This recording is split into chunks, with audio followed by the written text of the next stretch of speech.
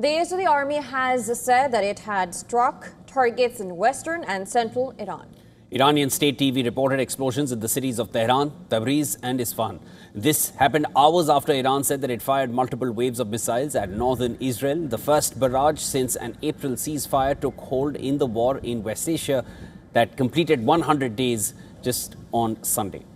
The strikes come despite U.S. President Trump calling Israeli Prime Minister Netanyahu, advising him against retaliation to make sure that three sides could salvage a deal. Well, Trump appeared to downplay the strikes, telling Axios that it did not hurt anyone. However, moments thereafter, in a post on X, Israeli Defense Forces said that the Israeli Air Force struck military targets belonging to the Iranian regime in western and central Iran.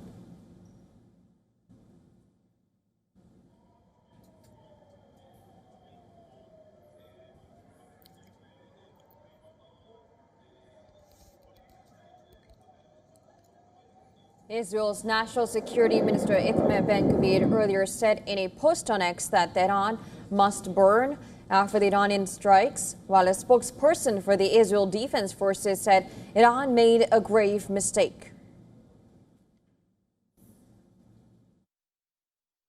The Iranian terror regime had made a grave mistake when, yet again, it chose terror. The regime is trying to create a new equation when it carries out direct fire into our territory in response to IDF attacks in the Dahiyeh. We will not allow it. Now, in a post on Telegram, IDF said that its chief of the general staff is conducting a situational assessment, adding that Lieutenant General Eyal Zamir has vowed that the country will strike the enemy with determination as soon as the order is given. And of course, we've brought you more details on that as the strikes have already taken place on Iran.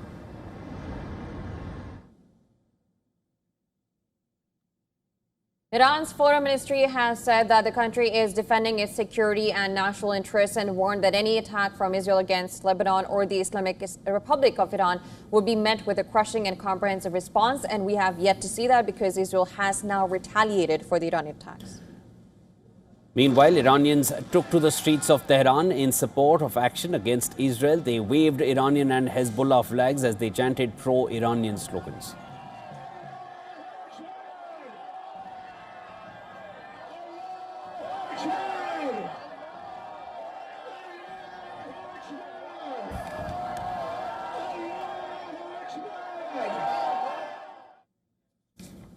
All right, to discuss further, we're now being joined live by Lieutenant Colonel Daniel L. Davis from Sterling, Virginia. He's a military expert and host of Daniel Davis Deep Dive on YouTube. Lieutenant Colonel Davis, pleasure speaking with you always. Thanks so much for making time.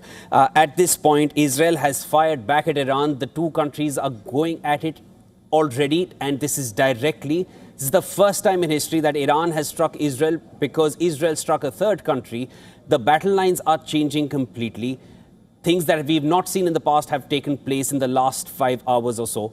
How do you assess it? Yeah, we're seeing a more and more confident Iran that they've seen that they can weather the absolute worst that everything Israel and the United States combined can throw at them. And now then they're being much more cocky, if you will, just saying, hey, it's not only just us. They have said for a long time that this war will only come to an end when it also comes to an end for Hezbollah in Lebanon. But now they're saying, look, if we're not just going to say that it has to come to an end. If you don't end it, there will be consequences. And now they've shown that tonight. Israel has shown its displeasure, and it says, no, we won't tolerate any of that. So they fired. Now, the big question is, what is going to happen next? Because Iran doesn't seem very likely that they're going to just take these Israeli missiles in response and do nothing. So everything looks like it's about ready to really escalate more. The question is going to be how much, because President Trump put a lot of political capital publicly saying that he told Israel not to respond because he claimed he was close to having a deal to end the war and he didn't want this to upset it. I doubt that there probably really was much of a chance to do that, but it underscores how little influence President Trump has on the Israeli side.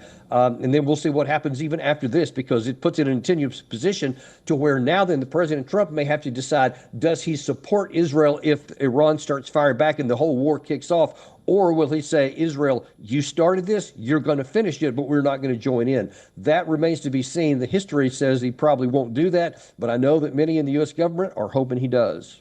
Right. And Trump himself, when he was asked about what happens if such a deal fails, he said, and I'm just quoting here, that he said that he would consider a commando raid on Iran. It really does seem that boots on the ground is the option that Trump is willing to go at this point.